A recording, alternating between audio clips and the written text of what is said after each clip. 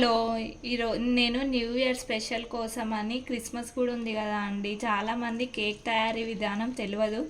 నేను ఈరోజు ప్యూర్గా డేట్స్ తోటి, నో షుగర్, నో ఆయిల్ తోటి నేను కేక్ తయారు చేసి చూపిద్దాం అనుకుంటున్నాను. ఫస్ట్ కేక్ ప్రాసెస్లో ఇది ఒక ఇంపార్టెంట్ ప్రాసెస్ అండి. కొంచెం వామ్ మిల్క్ తీసుకొని అందులో ఈ డేట్స్ వేసుకుంటే అవి ఒక 10-15 మినిట్స్ పక్కన పెట్టుకుంటే అప్పుడు ఈ డేట్స్ మెత్తగా అయిపోతాయి.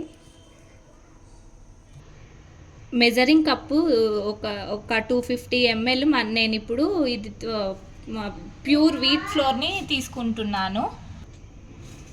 ఇది 250 ml. దీని సరిపడా మనం షుగర్ లేదా ఇప్పుడు మనం వేసుకున్న డేట్స్ది అయినా తీసుకోవచ్చు. ఇంకోటి 125 ml గీ తీసుకుంటున్నాను ఇంకో మెజరింగ్ జార్లో.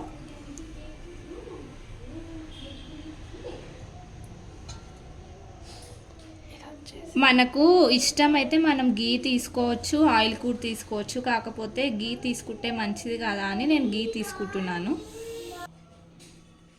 250 ml పొడికి నేను ఇప్పుడు ఒక 1/2 స్పూన్ సోడా తీసుకుంటున్నా, బేకింగ్ సోడా.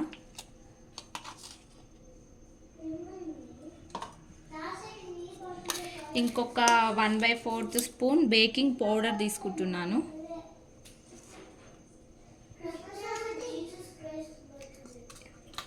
దీన్ని ఇప్పుడు మనం మంచిగా కలుపుకుందాం. నేను ఇంకొక 35 ml మిల్క్ పౌడర్ తీసుకున్నాను, అది కూడా ఇందులో వేసేసుకుంటున్నా. ఆల్మోస్ట్ మన డేట్స్ ఇందులో కరిగిపోయాయి. దీన్ని గ్రైండర్ చేసి ఇందులో వేసేసుకొని మళ్ళా కలుపుదాం. ముందుగా మనం మిల్క్లో డేట్స్ నానబెట్టుకున్నాం కదా, తర్వాత మిక్స్ చేసిన తర్వాత ఇట్లా పేస్ట్ లాగా అయింది. మనం ఇంతకుముందుకు వీట్ ఫ్లోర్ 250 ml తీసుకున్నాం కదా, అందులో మనం మళ్ళీ 250 ml ఈ మిల్క్ అండ్ డేట్స్ తీసేసుకుందాం.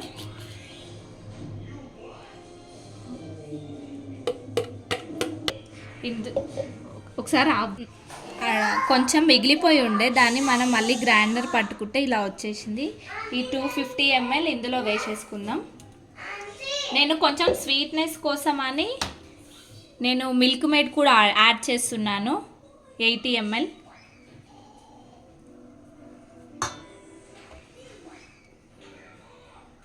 ఇలా మొత్తం యాడ్ చేసిన తర్వాత దాన్ని మనం కలుపుదాం. నేను ఈరోజు ఎగ్లెస్ కేక్ ప్రిపేర్ చేస్తున్నాను. చాలామంది వెజిటేరియన్స్ కూడా ఉంటారు కదా, వాళ్ళ కోసమని ఎగ్లెస్ కేక్ ప్రిపేర్ చేస్తున్నాను.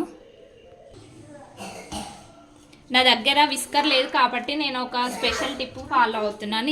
ఈ గ్రైండర్లోనే మళ్ళీ ఒక రౌండ్ తిప్పేస్తాను, అప్పుడు మొత్తం పిండి అంతా మొత్తం కలగలిసి మంచిగా వస్తుంది కేక్.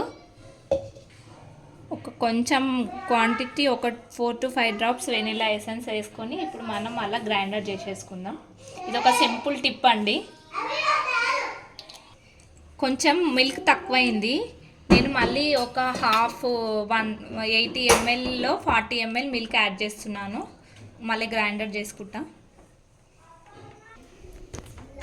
ఇంత కన్సిస్టెన్సీ వచ్చే వరకు మనం దీన్ని స్టిర్ చేసుకున్న తర్వాత మనం ఒక హార్ట్ షేప్ బౌల్ కొంచెం గీ వేసేసి ఇట్లా రుద్దుదాం.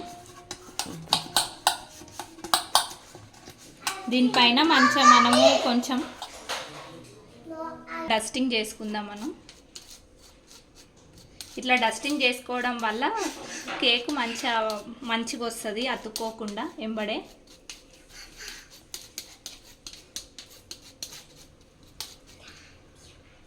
ఇగో ఇట్లా డస్టింగ్ చేసేసుకున్నా.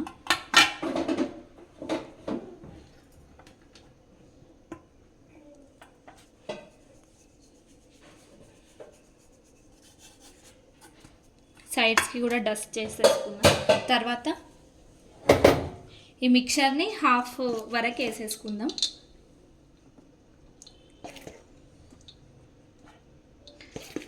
త్రీ బై ఫోర్త్ వేసుకున్నాం అనుకో ఓవర్ఫ్లో అయిపోతుంది ఒక్కొక్కసారి, అందుకని మనము ఎప్పుడైనా హాఫ్ కంటే ఎక్కువ వేసుకోవద్దు.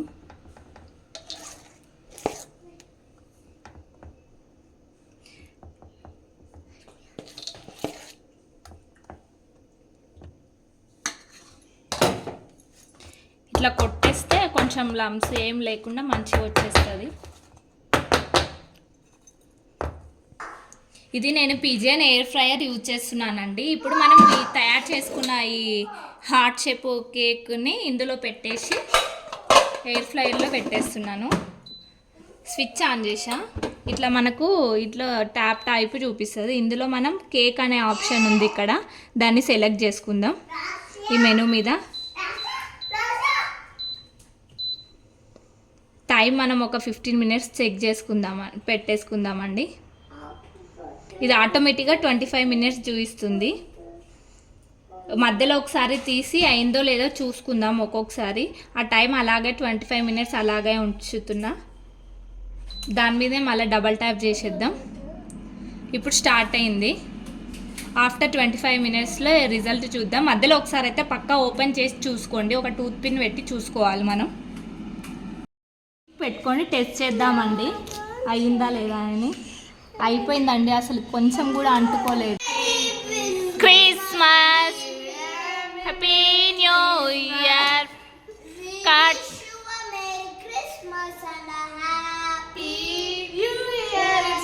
Bye bye friends.